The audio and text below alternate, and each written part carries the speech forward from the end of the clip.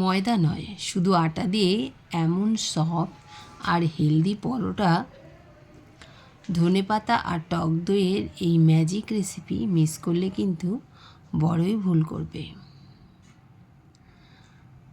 তো চলো আমি কিভাবে আজকে রেসিপি ব্রেকফাস্ট রেসিপিটা বানিয়েছি পুরো ভিডিওটা দেখার অনুরোধ রইল। পুরো ভিডিওটা দেখলেই বুঝতে পারবে। আমি কিন্তু ময়দা দিইনি, পুরো আটা দিয়েই বানিয়েছি পরোটাটা। তোমরাও এইভাবে বানিয়ে খেতে পারো। বড় থেকে বাচ্চা সবাই পেট পুড়ে খাবে। একদম ইউনিক একটা রেসিপি। তো চলো আমি কিভাবে তৈরি করলাম পুরো ভিডিওটা দেখার অনুরোধ রইল। সাথে থাকো, সঙ্গে থাকো। ভালো লাগলে একটা লাইক করো, শেয়ার করো, কমেন্ট করো। তোমাদের কমেন্টের অপেক্ষায় থাকলাম।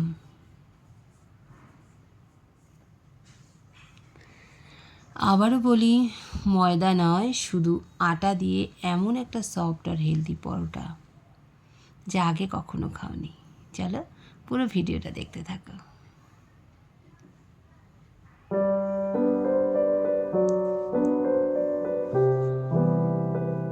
নমস্কার বন্ধুরা, স্বপ্না হবি চ্যানেলে তোমাদের সবাইকে স্বাগতম। আজ আমি বানিয়েছি একদম ইউনিক আর হেলদি জলখাবার, ধনেপাতা আর টক দই দিয়ে সুস্বাদু পরোটা।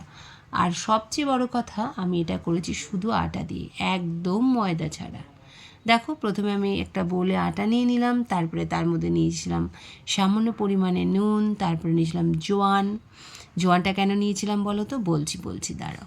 তারপরে নিয়েছিলাম টক দই, আর নিয়েছিলাম ধনেপাতা, আর নিয়েছিলাম একটু তেল, যেটা দিয়ে আমি আটাটাকে ভালো করে ময়াম দিয়ে নিয়েছিলাম।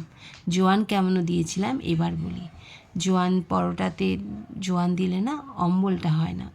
আমরা তেলে ভাজা জিনিস খেলে তো আমাদের অম্বল অ্যাসিডিটি হয়, কিন্তু জোয়ান দিলে কখনোই অম্বলটা হয় না।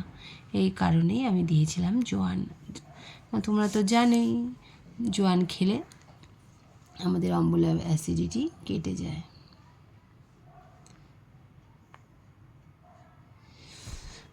আর এই পরোটাটা শুধু টেস্টি নয়, ধনেপাতার যে ফ্রেশ ফ্লেভার আর টক দইয়ের সফটনেস, দুটো মিলিয়ে একদম পারফেক্ট কম্বিনেশন।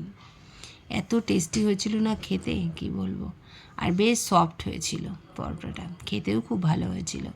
আমার বাড়িতে তো একদম ময়দা চলে না, তাই আমাকে বাধ্য হয়ে আটা দিয়েই সব কিছু করতে হয়। তবে এটা আমার হচ্ছে নর্মাল আটা না, মাল্টিগ্রেন আটা দিয়েই পরোটাটা তৈরি করেছিলাম। দেখো আমার ডোটা তৈরি হয়ে গেছে। এবার এর থেকে লেচি কেটে আমি ভাগ করে নেব। লেচি কেটে আমি ভাগ করে নিলাম।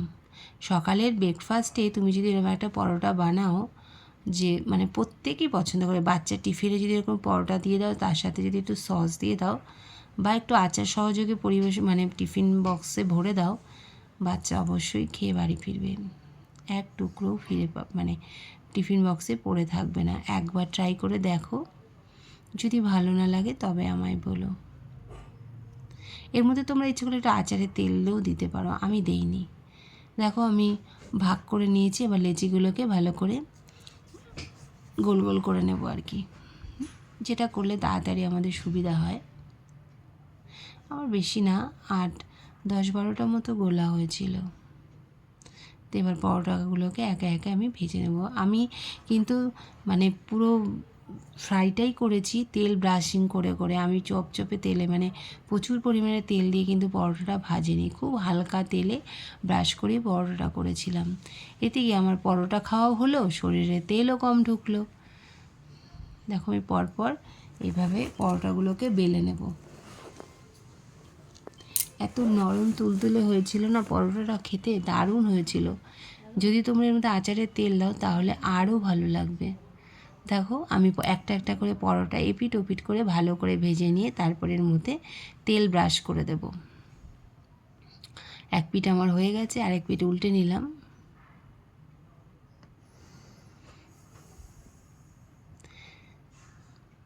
এইভাবে বাড়িতে পরোটা বানিয়ে দেখো।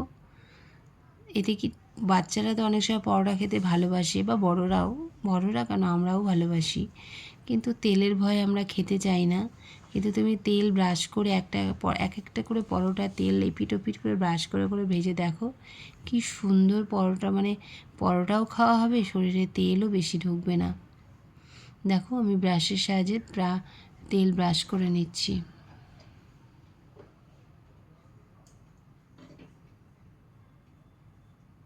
এবার এপিট ওপিট করে ভালো করে ভেজে নেব।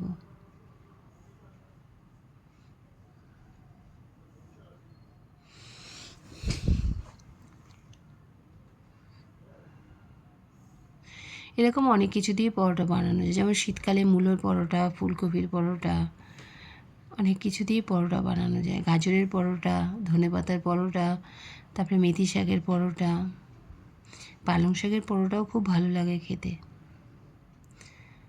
তো আমার ঘরে শুধু ধনেপাতা ছিল, আমি তাই দিয়েই বানিয়ে নিলাম ধনেপাতার পরোটা। আমার একটা পরোটা হয়ে গেছে, আরেকটা পরোটা সেমভাবে আমি ভেজে নেব, এপিট ওপিট করে ভেজে তারপরে তেল ব্রাশিং করে নেব।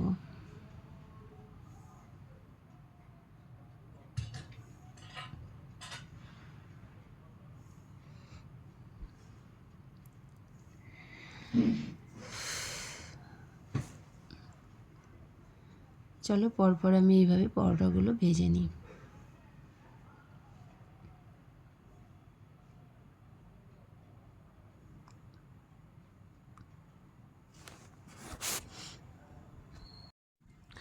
দেখো আমার সব পরোটা ভাজা হয়ে গেছে। আর আমি এটা কী দিয়ে পরিবেশন করব জানো? আমি বাড়িতে বানিয়ে রেখেছিলাম তড়কার সঙ্গে আমি এটাকে পরিবেশন করব।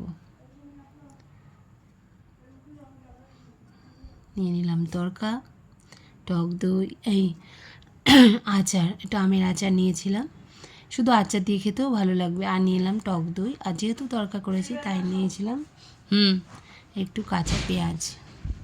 তড়কার সাথে কাঁচা পেঁয়াজ দিলে একদম জমে যায়। তড়কার রেসিপিটা আমি অন্য একদিন তোমাদের সামনে শেয়ার করব।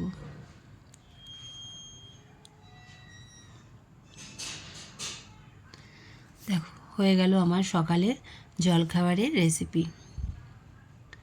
একবার বাড়িতে এইভাবে বানিয়ে ফেলো। ময়দা না, আটা দিয়ে ধনেপাতা ও টক দই দিয়ে তো মানে পরোটার এই রেসিপি। আমার এই রেসিপিটা তোমাদের কেমন লাগলো? যদি ভালো লেগে থাকে অবশ্যই একটা লাইক করবে, কমেন্ট করবে আর শেয়ার করবে। যারা নতুন তারা চ্যানেলটাকে অবশ্যই সাবস্ক্রাইব করবে। সাবস্ক্রাইব করার সময় বেল আইকনটা অবশ্যই প্রেস করবে, তাহলে আমার ভিডিওর নোটিফিকেশান তোমাদের সামনে পৌঁছে যাবে। সবাই ভালো থেকো, সুস্থ থেকো, দেখা হবে নতুন একটা ভিডিওতে, নতুন একটা রেসিপি।